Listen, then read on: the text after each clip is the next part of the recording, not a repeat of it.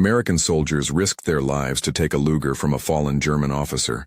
They polished it, posed with it, and it became the ultimate war trophy. Yet on the front lines, many German soldiers quietly despised that very same pistol. How did an object so iconic, so visually perfect, become a liability in combat? The shocking truth is both mechanical and human. The Luger was brilliant on paper, and fragile where it mattered most. Before the war, the Luger was the picture of German engineering. Sleek lines, a graceful grip. It was an officer's accessory as much as a weapon, a badge in photographs and propaganda. It signaled status and discipline. That reputation followed it into World War II. But admiration for aesthetics is one thing. Dependability in a muddy trench is another. At the heart of the problem is the Luger's distinctive mechanism, the toggle lock.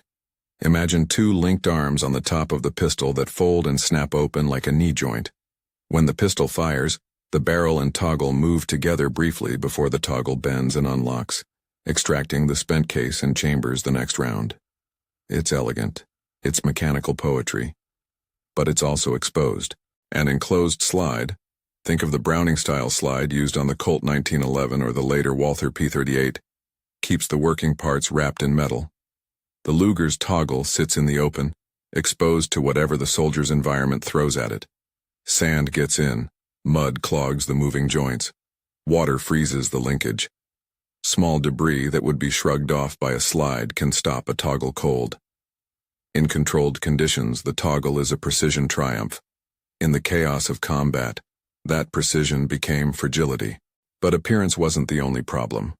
The Luger was also unforgiving about ammunition. It was developed around a specific 9mm cartridge and precise tolerances. Fresh, factory-fresh ammunition in the right lot? Fine. Late war, mass-produced rounds of fluctuating quality? Not fine.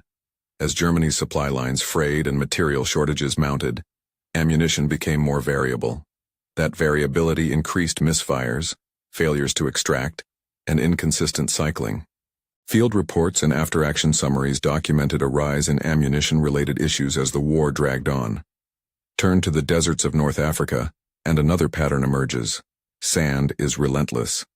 It doesn't just coat a weapon, it abrades, wedges, and grinds into moving parts.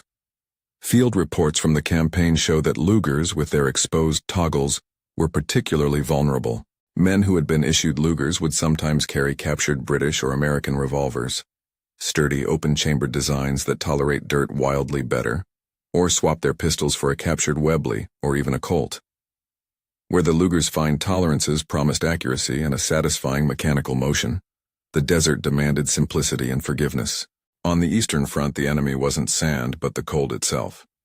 Temperatures far below freezing turned lubricants to glue and metal parts into reluctant actors. A toggle lock can be stiff at the best of times. Lubricants congealing in severe cold could render it immobile. Soldiers who needed a sidearm to function in a frozen stairwell or an iced-over trench found themselves listening to an awful, empty click instead. Soviet pistols like the Tokarev TT-33, built with cruder tolerances and fewer moving parts, often functioned when the Luger did not. That's not moral commentary. It's a pragmatic observation about engineering choices and operational environments. The result was predictable. German troopers who had to choose between a fragile showpiece and a blunt but reliable captured weapon often chose the latter. Trading or abandoning Lugers in favor of Tokarevs or revolvers is not anecdotal noise. It's repeatedly documented in unit reports and soldiers' accounts. This was not about fashion. It was about survival under brutal conditions. Behind the scenes, industrial and economic realities amplified the problem. The Luger was an expensive pistol to manufacture. It required more precision machining and fitting than newer designs. Transcription reports indicate the scale of legacy production. A substantial number of Lugers had been manufactured pre-war and early in the conflict, numbers that outpaced the initially slow P-38 rollout. Retooling factories for a different pistol in wartime is costly and disruptive.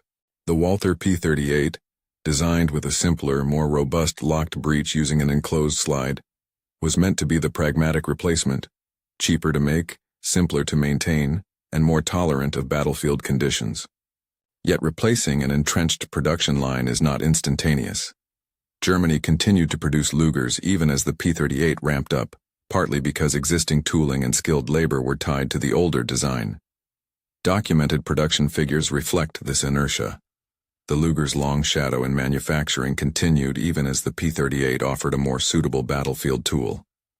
The war's industrial pressures, scarce materials, bombing of factories, lost skilled workers, meant compromises. Soldiers paid the operational price. Contrast this pragmatic picture with the cultural afterlife of the Luger. For Allied soldiers, the Luger's distinct silhouette made it a perfect trophy. It photographed well. It evoked the enemy. For collectors after the war, it became a prized artifact, beautiful, rare, and steeped in history. In museums and private cabinets, the Luger's elegance was admired. For men on the front lines, though, elegance often counted for less than a pistol that would fire when needed. The irony is sharp. A weapon celebrated in parades and posters was often despised where it mattered most. That resentment was not universal. Many Lugers performed well, especially in cleaner, controlled conditions. But evidence shows the complaints were widespread and situational, tied to the environments in which the pistols were used. Sand, mud, extreme cold, and inconsistent ammunition quality exposed a mismatch between the Luger's design intent and the reality of total war. This story also illuminates a larger truth about engineering and conflict. Design choices make assumptions about use. The Luger assumed maintenance, quality ammunition, and relatively clean conditions. War supplies chaos, innovation under pressure, and environments that punish delicacy. When elegance requires an almost idyllic operating envelope, it risks failure under stress. Robustness, simplicity, tolerance for dirt, parts that can be produced and maintained quickly, often outperforms refinement in wartime. Soldiers adapt. They traded, scavenged, and improvised. They chose weapons that would function under sandstorms or frost. A captured Tokarev or a battered revolver could mean the difference between a round in the chamber and an empty click. That choice explains why so many Lugers ended up in American hands as souvenirs, looked at as symbols by outsiders, rejected as unreliable by those relying on firepower. The Luger's legacy is therefore mixed. It remains an icon of pre-war craftsmanship and a powerful piece of material culture. It is also a cautionary tale. What looks perfect on a poster can fail in a ditch. The shocking truth behind why German soldiers resented their own Luger is not a single dramatic failure, but a pattern of design decisions clashing with the indiscipline of combat. Exposed mechanisms, precise tolerances, sensitivity to ammunition, and an industrial system that could not switch fast enough to more durable alternatives. If you like deep dives into weapons history, consider subscribing. In the end, the pistol teaches us about priorities under pressure. Aesthetic and symbolic value can survive and even grow in peacetime. On the battlefield, however, function and forgiveness usually trump beauty. The Luger, elegant and esteemed, ultimately became a lesson in the limits of refinement when lives depend on mechanical reliability. That is the core of the shock. Not that the Luger failed spectacularly everywhere, but that so many of the men ordered to carry it preferred something that looked less impressive but worked more often. Like, share, and subscribe for more myth-busting history, and tell us which iconic weapon you want us to analyze next.